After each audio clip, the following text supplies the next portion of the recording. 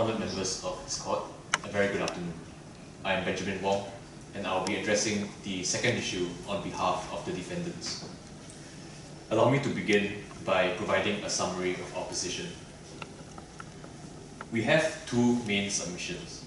First, we submit that object restrictions are not presumed to be incompatible with Article 113, as such a presumption is not supported by legal authority or by principle. Our second main submission is that object restrictions can satisfy Article 113 if they produce environmental benefits. Having summarized my position, allow me to address the first question in greater detail. The first question is whether object restrictions are presumed to be incompatible with Article 113. We submit that there is no such presumption for two reasons. First, there is no authority for this presumption in the TFEU or the case law as it stands today. Second, there is no reason in principle for object restrictions to be treated differently from effect restrictions in the context of Article 113. In the first place, as a matter of legal authority, Article 113 does not distinguish between object restrictions and effect restrictions, and it is difficult to see how such a distinction could be read into the provision. Additionally, this court has never expressly recognized, that object restrictions are presumed to be incompatible with Article 113. It should therefore be clear that there is no legal basis for such a presumption. Second, as a matter of principle, where Article 113 is concerned, object restrictions and effect restrictions should not be treated differently. It is true that object restrictions are conceptually different from effect restrictions in the sense that object restrictions are inherently anti-competitive, while effect restrictions are not. However, this difference is relevant only to determining whether a restriction violates Article 101(1). It is not relevant in determining whether to exempt a restriction under Article 101(3). Therefore, object restrictions are only different from effect restrictions where Article 101(1) is concerned. In conclusion on this point, the presumption of incompatibility which the claimants speak of is supported neither by legal authority nor by principle and should be rejected. In any case, it is not clear what is meant here by presumption. It cannot be a presumption in the evidential sense, since defendants are, in any case, required to establish the four conditions of Article 113. We urge this court not to create a brand new presumption and add an additional layer of complexity to competition law. If I may proceed to my second submission. Generally, to qualify for an exemption, an object restriction must produce benefits which outweigh its harms. We submit that these benefits include environmental benefits. Environmental benefits should be taken into account in the Article 113 balancing exercise. It is one of the objectives of the TFEU, and in the 1973 Continental Can decision, this court noted that competition rules, such as Article 101, must be interpreted in light of the various objectives of the TFEU, and this must include environmental protection. You refer to the need for the competition law to be a balancing exercise, the harms and the benefits. How do you quantify an environmental benefit?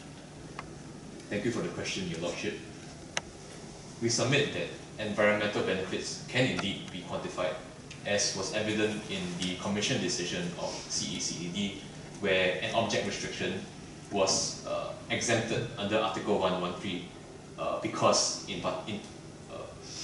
of its environmental benefits that were produced by the output restrictions imposed by the parties. So in that case, it was calculated that the benefits produced by the agreement outweigh its cost.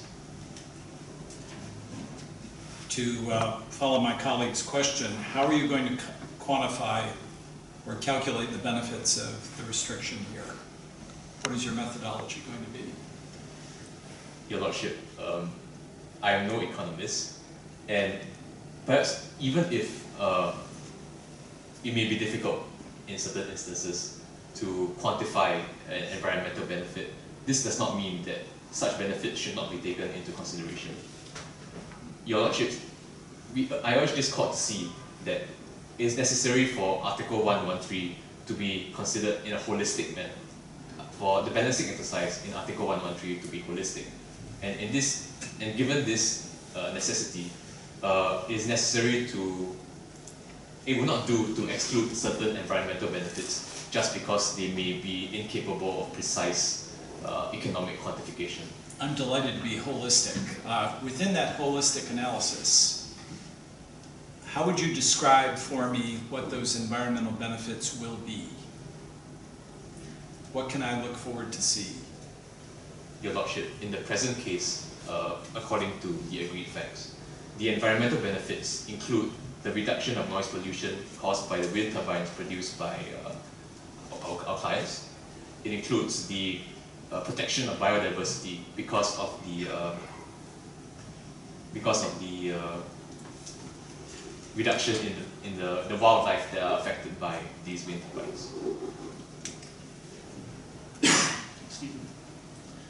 Given that in the treaty there are innumerable public policy objectives listed, I am not asking this court to open up the interpretation of the competition law to what anybody might like in a particular case.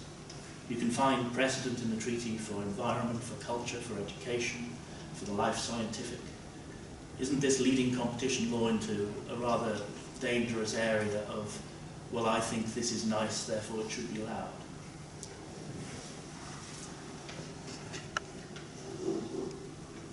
Your Lordship, we submit that this is not necessarily a difficult proposition to make, because we are not saying that environmental benefits should be used as trump cards. We are saying that environmental and competition considerations should be balanced, and this balancing exercise takes place under Article 113. The core purpose of Article 113 is precisely to prevent overregulation under Article 111. It is to ensure that all the benefits of an agreement are taken into consideration, and if these benefits outweigh the costs, it should be exempted. So, is it the function of the competition regulator to undertake that exercise, or is this not a broader legislative question?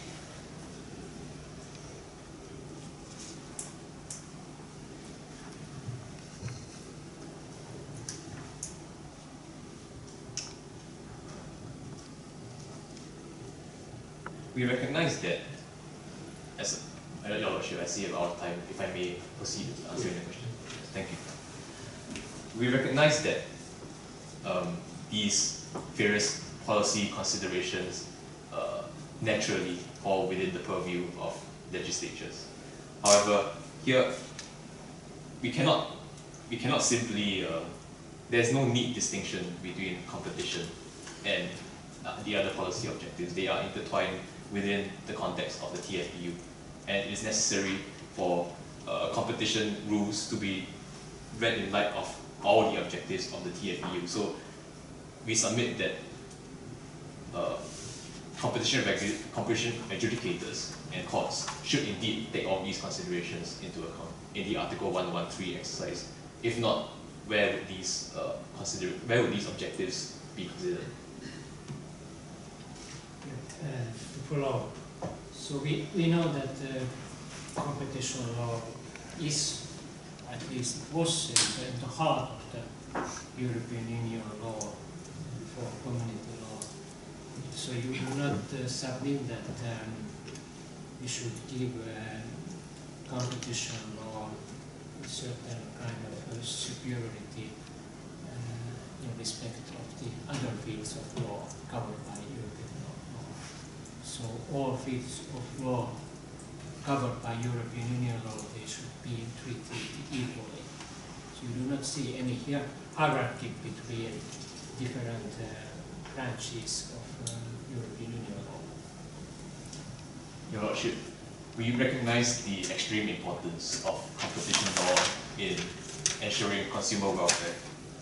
However, there's simply no indication in the treaty, in the TFEU, that a special place is reserved in particular for competition law that places it a step higher in the hierarchy of policy objectives.